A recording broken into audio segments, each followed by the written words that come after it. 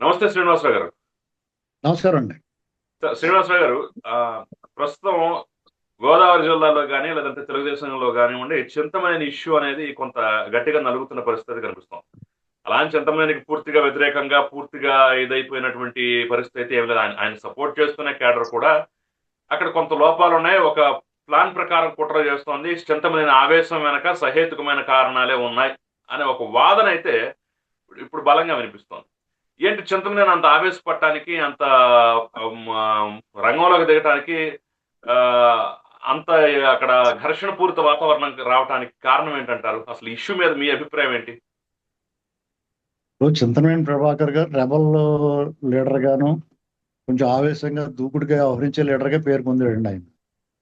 ఆయన అంటే ఉమ్, చాలా భయం ఉంది, భక్తి ఉంది, అతనంటే ఆ, అభిమానం కూడా ఉంది కేడర్ లో. మామూలుగా ఆ నియోజకవర్గం కంటే బయట నియోజకవర్గాల్లో రాష్ట్రం మొత్తం మీద తెలుగు వాళ్ళు ఎక్కడ ఉంటే అక్కడ చింతనవేని ప్రభాకర్ అంటే ఒక రకమైన క్రేజ్ ఉంది.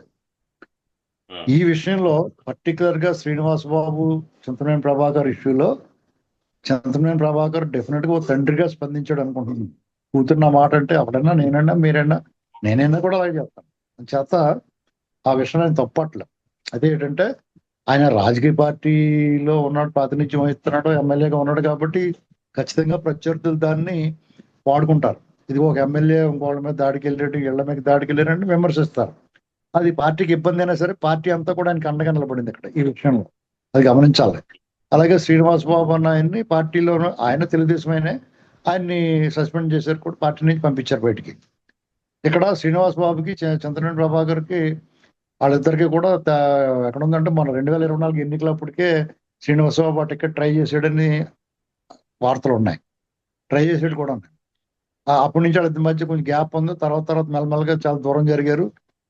చంద్రబాబు ప్రభాకర్ ఈ ఒకళ్ళనొకళ్ళు మాట్లాడుకోవడం, పైకెత్తన అతను అవినీతిని ప్రశ్నించడం, మట్టి మశానం ఇలాంటి విమర్శలు, ప్రెస్ మీట్లు, తర్వాత వాళ్ళ అనుచరులు వీళ్ళ ఇంట్లో కుటుంబ సభ్యులు అనడం, ఈ ఏకంగా బరితెగించి ఇప్పుడు బాగా ఇంత సాన్నిధ్యం ఉండే ఆ పిల్లలందరూ తెలిసి అంకుల్ అంకుల్ అని మాట్లాడుకుని చాలా క్లోజ్గా ఉన్న వాళ్ళు ఆ మాటలు అనకూడదు పిల్లల్ని. అలాగే ఉమ్, ప్రభాకర్ గారు కూడా వాళ్ళు మనుషులు మాట్లాడితే నోరు మేంటారు, ఆడవాళ్ళ జోలికి వెళ్ళకండి అని చెప్పాలి. మరి అది దురదృష్టవశాత్తు జరగల. దాంతో ఉమ్, ఈ ఇష్యూ జరిగింది అలాగా. ఇక్కడ నేనేమంటానంటే చంద్రబాబు ప్రభాకర్ కూడా స్వచ్ఛమైన శుద్ధపూసేం కాదండి. ఎందుకంటే ఆయన పట్ల కూడా తెలుగుదేశం కేడర్లోనే భిన్నాభిప్రాయాలు ఉన్నాయి అక్కడ ఏలూరు పరిసర ప్రాంతంలో. ఎందుకంటే నాకు ఏలూరులో ఇప్పుడు మంది మిత్రులు ఉమ్, ఉన్నారు, మా సన్నిహితులు, నా బంధువర్గం కూడా ఉంది ఆ నియోజకవర్గంలో. వాళ్ళందరూ చెప్పింది ఏంటంటే చంద్రబాబు ప్రభాకర్ గారు కొంచెం హై హ్యాండెడ్ గా ప్రౌడ్ గా ఉంటాడు, కొంతమంది విషయంలో అతను చాలా కేర్లెస్ గా మాట్లాడతాడు, అసలు మనుషుల్ని విలువ ఇవ్వడం లెక్కే చేయడం అన్నట్టుగా ఉంటాడు అంటారు. ఒకసారి సహజంగానే అగ్రెసివ్ గా ఉండేవాడు అలా ఉంటారులే అని సరిపెట్టుకుంటాం మనం. కానీ చాలా డీప్ గా తెలుగుదేశం ఆర్ట్ గోరోళ్ళు చెప్పారు నాకు ప్రభాకర్ గారి గురించి. మేము కూడా కొన్నిసార్లు చూసాం. ఉమ్, నేను రాజేష్ గారు ఎక్కడ కనిపించినా కానీ ఆయన పైకి కిందకి చూసి ఎవడరా మీరు అన్నట్టు చూస్తాడు. మీరు చెప్పండి, తెలుగుదేశం పార్టీకి మేము 5 ఏళ్ల పాటు ఎలా పనిచేసాం, మమ్మల్ని మారుమూల ఎక్కడో మిలియాపుట్టి మండలం అంటే పాతపట్నం నియోజకవర్గం అంటే ఒరిస్సా border లో ఉండి కూడా కూడా తెలుగుదేశం పార్టీకి మీరు బాగా మాట్లాడతారండి, మాకు సంతోషం ఉండి అనడం వాళ్ళు ఉన్నారు. కానీ వీళ్ళు ఎమ్మెల్యేల కింద ఉన్న వాళ్ళు అవును. మనం గుర్తుపట్టలేదు, మీరు ఎవరు అన్నట్టు చూస్తే మాకు ఒళ్ళు మండదా ఖచ్చితంగా ఏంటండి. ఖచ్చితంగా. అంచేత నేను ఆయనకు వ్యతిరేకంగా మాట్లాడలేదు. నేను అలాగన్నా కానీ ఆయన బర్త్డే వచ్చినా లేకపోతే ఆయనకి ఎప్పుడు కష్టం వచ్చినా లేకపోతే ఇలాంటి సమస్య వచ్చినా ఆయనకు అనుకూలంగా రాసాం, మాట్లాడాం. ఆయన 22లో ఆయన ఎన్కౌంటర్ చేస్తాన్నట్టు ఫస్ట్ బ్రేకింగ్ మేమే చేసాం. హడావుడి చేసి అలరాలరు చేసి పాడేసి మొత్తం మీద ఆయనకి ఆయన ఏదో అనుకుంటున్నాడు. ఆయన ఆయన చూసి అల్లిపోయి ఆగారు అనుకుంటున్నాడు. మేము అందరం అలర్ చేసి పాడేసాం, సోషల్ మీడియాని అలర్ట్ చేసాం, మొత్తం ఊరెత్తిపోయింది అంతనప్పుడు 22లో జగన్మోహన్ రెడ్డి టైంలో. ఇవన్నీ ఇంత మాకు మాకు అనిపిస్తుంది కదా, ఇదేంటి మేము ఎవరో తెలియనట్టు చూస్తున్నాడు అనుకుంటాం కదా. అలాగా నియోజకవర్గంలో కూడా వాళ్ళని అలాగే బిహేవ్ చేస్తాడంట. అప్పుడు మేము నమ్మాం, మా ఉమ్, పట్ల అతని బిహేవియర్ చూసి ఓహో ఇతను నిజంగా అప్పుడు అదే వరకు అదే. మేము అలాగే ఉమ్, చెప్పుకుంటారులే, అలాగే ఉంటారులే అనుకున్నాం కానీ నమ్మలేదు. కానీ అప్పుడు నమ్మాం ఇతని బిహేవియర్ ఇలా ఉందిరా అని. సర్లే మాకేం అవసరం ఉంది అతనితో, మాకేం పని లేదు అతనితో. ఏమైనా ఉంటే అతనికే పని ఉంటుంది మాతో. మంచి మాట మాట్లాడాలంటే అతని గురించి అతనికే పని మనతోటి. మేము ఎప్పుడు కూడా అతనితో మాకు పని లేదు. అయితే అలాగని చెప్పేసి పార్టీ లైన్ ప్రకారం అయితే డెఫినెట్ గా మేము చంద్రబాబు ప్రభాకర్ వైపునే ఉంటాం, అతనికి సమర్థిస్తాం, మద్దతు ఇస్తాం. కానీ వాళ్ళు ఇష్టమైనట్టు చేద్దామంటే కానీ మద్దతు ఏమో ఈ విషయంలో మాత్రం చంద్రబాబు ప్రభాకర్కే మా మద్దతు ఉంటుంది. చంద్రబాబు ప్రభాకర్ ఇంటి మీదకి వెళ్ళకూడదని చెప్పేవాళ్ళకి ఏంటంటే వాళ్ళ సొంత కుటుంబ సభ్యుల్ని కూతుళ్ళని అంటే ఎవడో ఊరుకోడు, ఈపి షర్ట్లు కొడతారని చెప్పదలుచుకున్నాను నేను. ఉమ్. సో ఏమైనా సో ప్రభాకర్ గారు కూడా party Prabhakar so so Prabhakar గారు పార్టీ కూడా అంశం మీద ఎలా ఉంది సార్? అంటే పార్టీ అంతా చంద్రబాబు ప్రభాకర్ గారికి సపోర్ట్ చేసింది. అయినా సరే అంతర్గతంగా మందలిస్తారు, నువ్వు ఇలాంటి దూకుడు అంటే వ్యవహారాలు అధిష్టానం. చేయకుండా. ఆ, నా లెక్క ప్రకారం నా ఉమ్, లెక్క ప్రకారం ఆ శ్రీనివాస్ బాబుని నేను ఓడిస్తాను, ఆ, చింతమనేని విముక్త దెందులూరు చేస్తాను, ఇతను ఓడిస్తా అన్నాడు. అతను ఓడించలేడండి.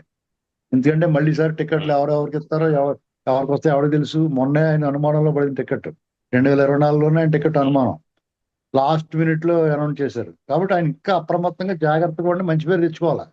ఇతను వదులుకోకూడదురా బాబు అనుకోవాలి పార్టీ. కానీ ఆ ఉమ్, పార్టీ బాబు వీళ్ళు తలకాయ పుట్రా బాబు, వీళ్ళతో మనకి వీళ్ళు వదిలించుకుంటే మంచిది అనుకునేలా ప్రవర్తిస్తున్నారు కొంతమంది ఎమ్మెల్యేలు. ఈయనే కాదు, చాలా మంది. అది ఉమ్. గమనించుకోవాలి వాళ్ళ జాతర. Party men may come and men may go but Brooks goes on for ever. Party నిరంతరం ప్రవహిస్తూ ఉంటుంది. ఇలాంటి వాళ్ళు వచ్చిపోతూ ఉంటారు. ఎంత గొప్పడు తోపు తురుమేనా.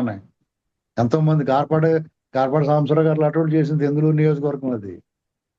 ఆయన ఎంత అవమానాలు చేసి ఆయన ఎంత బద్నాం చేశారు కొంతమంది. తర్వాత ఆయన ప్లేస్ లోకి రావడానికి ప్రయత్నం చేసి ఎన్ని ఎవడ మర్చిపోడు.